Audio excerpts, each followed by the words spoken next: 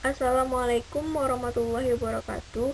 Perkenalkan, kami dari kelompok 1 yang beranggotakan Asnatul Rahmi dan Lydia Suzana. Di sini kami akan menjelaskan akuntansi penjualan konsinyasi dengan tema konsinyasi penjualan baju.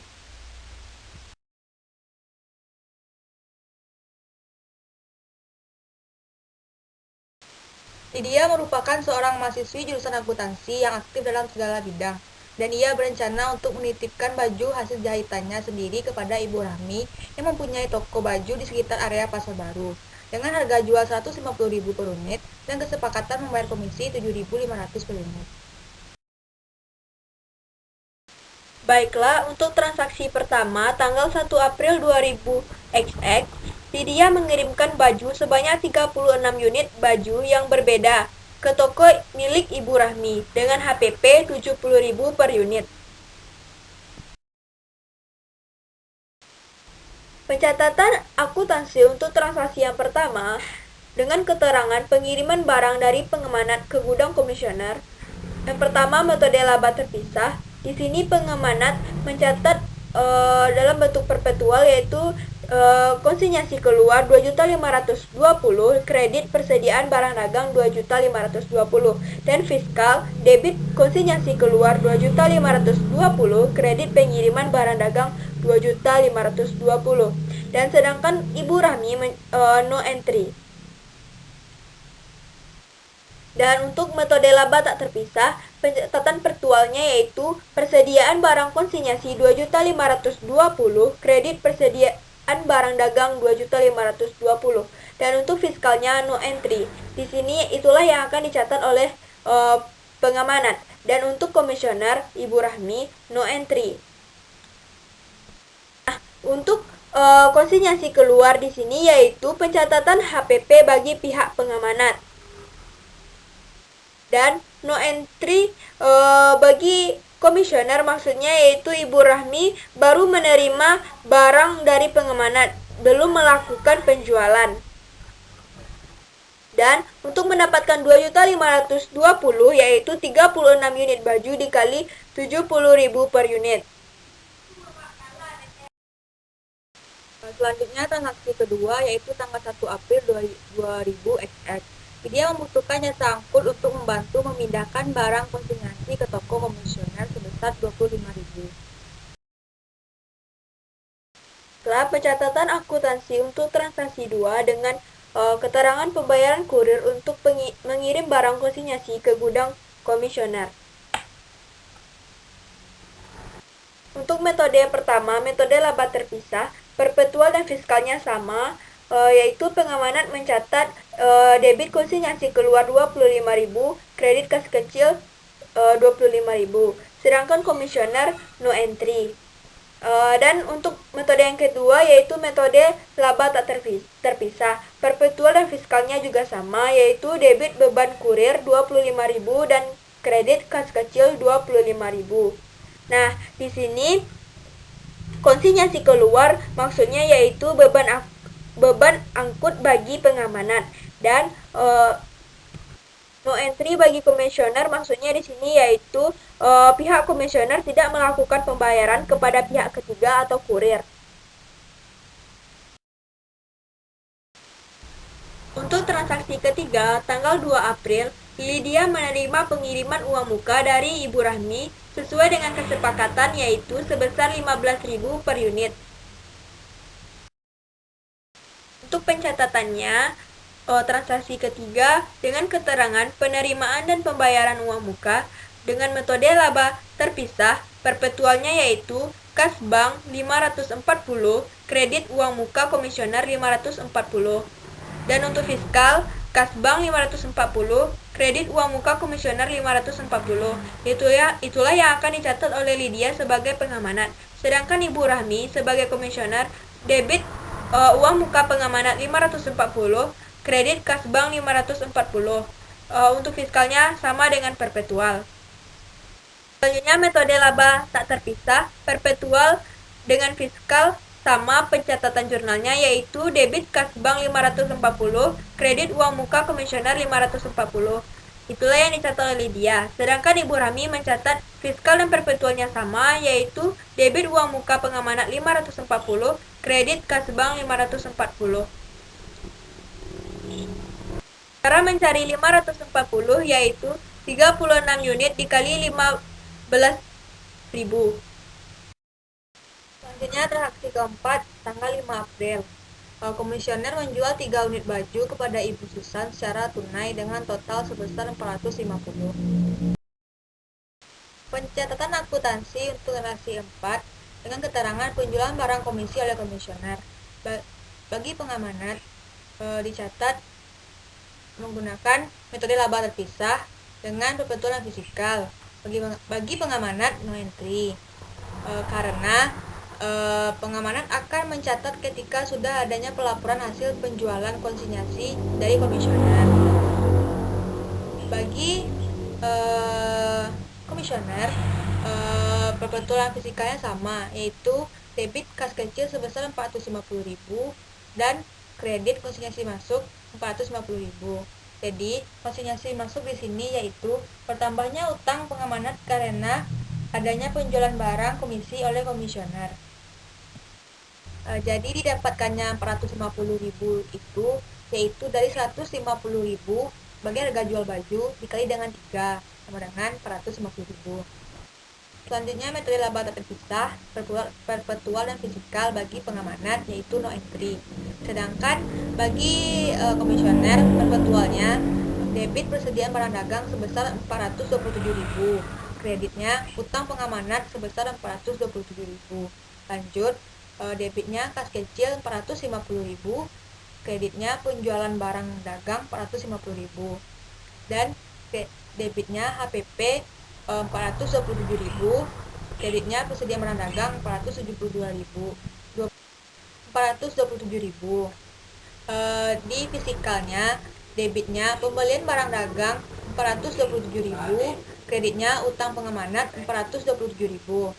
Lalu debitnya kas kecil 450.000, kreditnya penjualan barang dagang 450.000.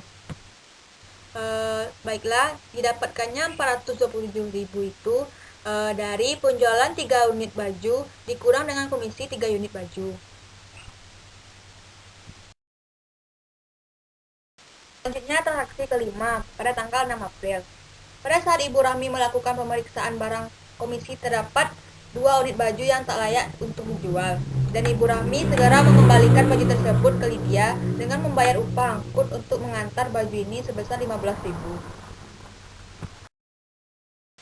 Pencatatan akuntansi untuk transaksi 5 dengan keterangan komisioner mengembalikan 2 unit baju karena tak layak jual. Metode dengan metode laba terpisah, perpetualnya debit persediaan barang dagang sebesar 300.000, kredit konsinyasi keluar sebesar 300.000. Pada fisikal, debitnya penerimaan barang dagang sebesar 300.000 dan kreditnya konsinyasi keluar sebesar 300.000. Sedangkan Ibu Rahmi no entry. Selanjutnya metode laba tak terpisah, perpetualnya debit persediaan barang dagang sebesar 300.000, kredit persediaan barang konsinyasi sebesar 300.000. Untuk fisikal no entry, begitu juga Ibu Rahmi no entry. Cara mencari 300.000 yaitu dengan 2 unit barang yang diretur dikali dengan 150.000 harga jual per unit. Selanjutnya pencatatan untuk pembayaran ongkos angkut retur kepada pengamanan dengan metode laba terpisah. Pada perpetual dan fisikal no entry bagi pengamanan. Sedangkan bagi komisioner perpetualnya debit konsinyasi masuk sebesar 15.000, kreditnya kas kecil sebesar 15.000. Fisikal debitnya konsinyasi masuk sebesar 15.000 dan kreditnya kas kecil sebesar 15.000. Di sini konsinyasi masuk itu di mana berkurangnya utang kepada pengamanat karena telah bayar pengeluaran kepada kurir. Selanjutnya metode laba tak terpisah. Pada pengamanat no entry. Selanjutnya untuk komisioner dengan metode laba tak terpisah. Yang pertama perpetual. Perpetual dengan fisikal sama, yaitu debit utang pengamanat sebesar 15.000 dan kreditnya kas kecil sebesar 15.000. No entry di sini maksudnya karena pengamanan tidak melakukan pembayaran kepada kurir. Selanjutnya, untuk transaksi 6, pada tanggal 8 April, terkait penjualan yang telah dilakukan oleh Ibu Rahmi, maka Ibu Rahmi berhak menerima komisi atau fee yang dipotong langsung dari penjualan tersebut. Ingat, komisi menurut kesepakatan yaitu 7.500 per unitnya. Pencatatan akuntansi untuk transaksi 6 dengan keterangan pencatatan komisi atau fee atas penjualan barang komisi.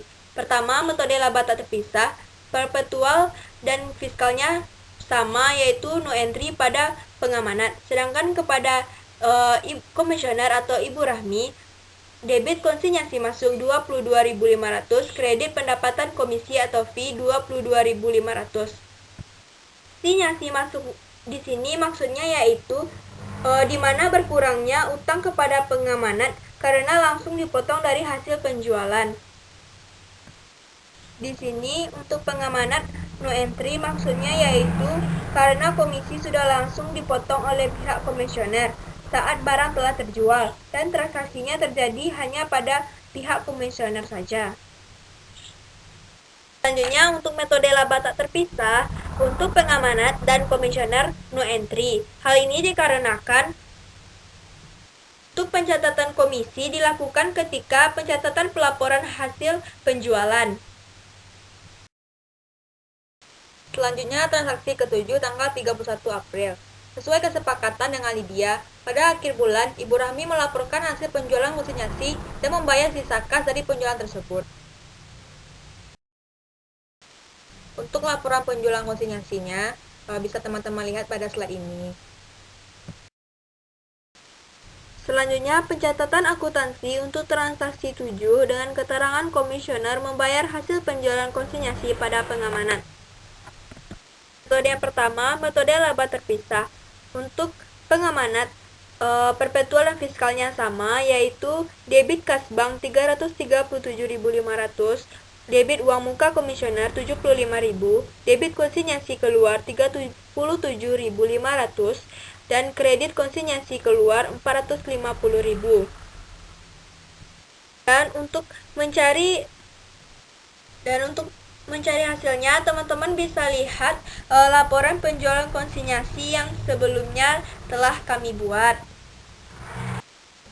Untuk pengamanat, untuk komisioner, Ibu Rahmi mencatat debit konsinyasi masuk 412.500, kredit uang muka pengamanat 75.000, kredit kas bank 337.500, untuk fiskal sama dengan perpetual.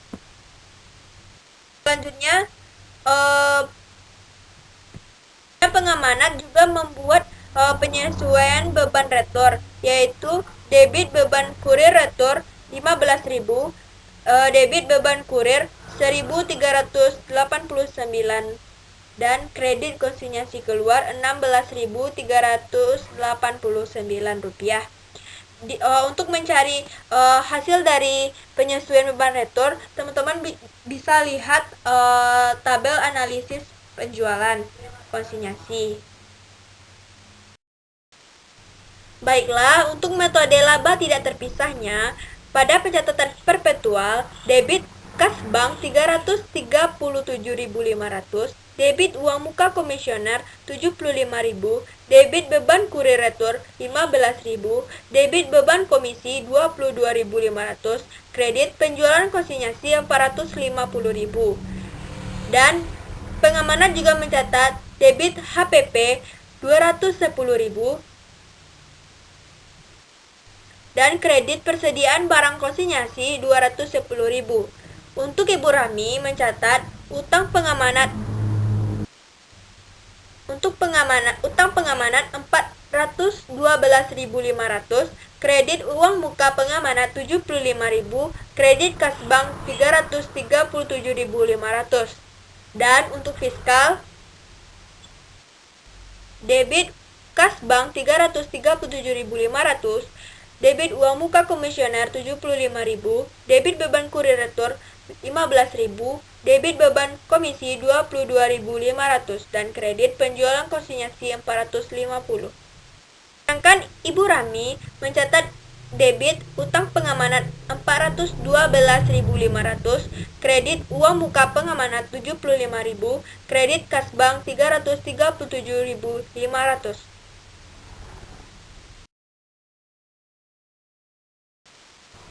Lydia merupakan seorang mahasiswi jurusan akuntansi, jadi ia bisa menghitung keuntungan dari penjualan baju dan membuat tabel analisis penjualan konsinyasi sendiri. Bisa dilihat ini bentuk tabel analisis penjualan konsinyasi. Baiklah, jurnal laba rugi yaitu menggunakan model laba terpisah dengan kebetulan fiskal sama. Debitnya konsinyasi keluar sebesar Rp215.417.000 dan kreditnya laba penjualan konsinyasi sebesar Rp215.417.000.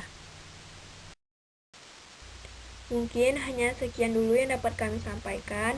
Kalau ada penulisan dan penjelasan yang keliru pada materi ini, kami mohon maaf karena kesempurnaan hanya milik Allah Subhanahu wa taala. Terima kasih semuanya telah menonton video ini. Have a nice day.